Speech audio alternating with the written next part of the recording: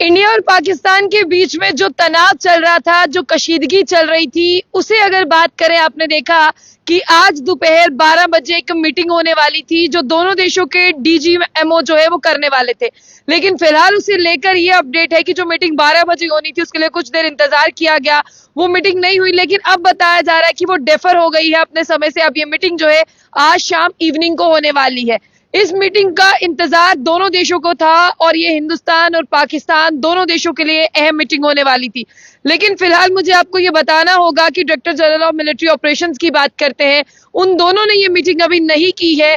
आप जानते हैं कि आज 12 मई है और ये 12 मई का दिन बहुत खास था, क्योंकि आपने देखा कि आज से पहले ये कहा गया था कि दोनों देशों ने जो है इमीडिएट सीज फायर का जो है यहाँ पर जिस तरह से आपको बता दें कि आप कह सकते हैं कि एग्रीमेंट किया है। लेकिन आपको अब ये भी सुनना होगा कि उसी दिन की अगर हम बात करते हैं, जिस दिन हमने ये खबर आपको दी थी, जिस दिन पूरा भारत ये कह रहा था कि शायद अब जो है वो शेलिंग की आवाज नहीं आएगी, अब शायद पाकिस्तान से सीज फायर वायोलेशन नहीं होगा, चंद घंटों के बाद, अगर तकरीबन मैं एस्टिमेटेड टाइम बताऊं 2 घंटों के बाद जो है पाकिस्तान ने फिर से सीज फायर जो है वायोलेशन की।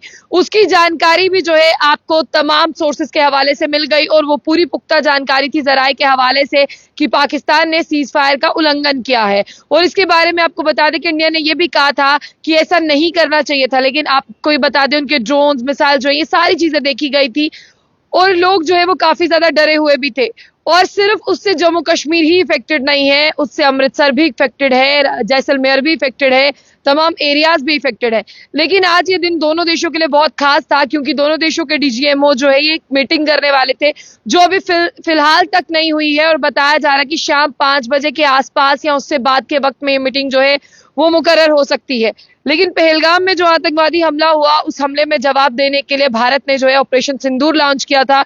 और इस ऑपरेशन सिंदूर की बात करते हैं, इसमें आपने देखा कि भारत ने जो है वो 9 हाइडआउट्स जो है वो ध्वस्त किए थे, यानी उनको नस्तो नाबूद किया था। और उसके बाद में आपने लगातार देखा कि पाकिस्तान से जो है वो हैवी शेलिंग पुंछ एरिया में, राजौरी, उरी, बारामूला के इन तमाम एरियाज में की गई। लेकिन भारत ने भी जो है उनको मुंह तोड़ जवाब दिया। लेकिन अगर एक्ट ऑफ वॉर की बात करते हैं, वो जो है हुआ। और अगर मैं आपको ये भी बात याद दिलाने की कोशिश करूं कि हम हमेशा कहते हैं कि भारत जो है वो बहुत ज्यादा साइलेंटली रहता है, किसी भी तरह से जो है वो चीजें नहीं करता। लेकिन जब पंजाब, चंडीगढ़, हरियाणा, पंचकुला, अंबाला, सिरसा ये सारे इलाके भी इफेक्टेड हुए, फिर आपने पता है कि एयर डिफेंस सिस्टम जो है वो एक्टिवेट हुआ और करारा जवाब दिया गया। लेकिन अभी जिस तरह से नॉर्दर्न और वेस्टर्न एरियाज की बात करते हैं, वो सबसे ज्यादा डिस्टर्ब हुए हैं, उन पर सबसे ज्यादा जो है इफेक्ट हुआ है और उन पर सबसे ज्यादा जो है वो इम्पैक्ट पड़ा है। उसे लेकर जब शनिवार की बात करते हैं, यहाँ पर जब जवाबी कार्रवाई की गई, उनको जो है वो जवाब दिया गया। और उसके बाद में इसकी जिस तरह से अभी आपको बता दें कि दोनों देशों के डीजीएमओ जो है वो मिलकर मीटिंग करेंगे। लेकिन इस बीच जो डोनाल्ड ट्रंप थे, उन्होंने ट्वीट किया था और आपने देखा कि बार बार डोनाल्ड ट्रंप जो है वो ट्वीट कर रहे थे। ऐसे में अब भारत देश ये पूछ रहा है, सिर्फ भारत देश के आम लोग ही नहीं, एक टॉप मोस्ट लीडरशिप भी मोदी जी से ये सवाल पूछ रही है कि जब आपने कहा था कि तीसरा कोई भी इन्वॉल्व नहीं होगा, अगर तीसरे दोस्त की जरूरत नहीं है, फिर तीसरे देश के डोनाल्ड ट्रंप जो है वो क्यों बीच में बात करते हैं, वो क्यों यहाँ पर जो है हमारी चीजों को सॉर्ट आउट कर रहे हैं। ऐसा होना चाहिए कि हम दोनों को मिलकर बात करनी चाहिए। अगर कोई तीसरा देश बीच में है, ट्वीट भी वो करता है, सारी चीजें वहां से दिख रही हैं कि हैंडल हो रही हैं, तो इसे लेकर लोगों में जो है वो काफी ज्यादा नाराजगी और खासी नाराजगी है।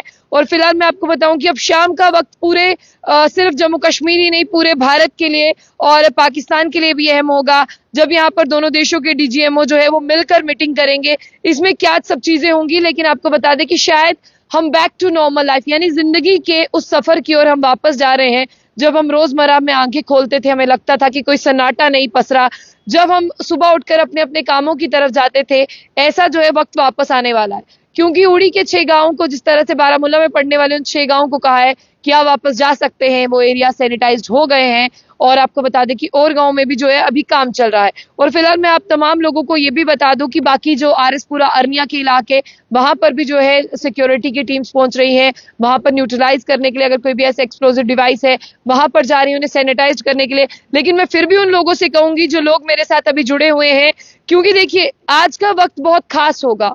आज अब देखिए जो लोग भी अपने होम डिस्ट्रिक्ट्स की बात करते हैं, अपने घरों को छोड़कर सेफर लोकेशंस पर गए हैं ना, वो भी इस मीटिंग का इंतजार कर रहे हैं। काफी बार उन्होंने फोन कर दिया कि क्या हुआ, मीटिंग हुई या नहीं हुई, उसमें डिसीजन लिया गया। 32 एयरपोर्ट्स को दोबारा से रिज्यूम करने का काम जो है वो भी शुरू हो जाएगा, लेकिन एक ऑफिशियली कंफर्मेशन की अगर बात करते हैं वो भी होगी।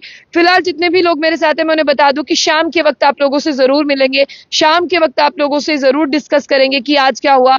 और फिलहाल जितने भी लोग मेरे साथ हैं मैं उन्हें बता दूं कि आप लोग जो है अपना बहुत ज्यादा ध्यान रखें और फिलहाल हमारी खबर को सुनने के बाद में इंतजार करें, शाम का वक्त बहुत अहम होने वाला है।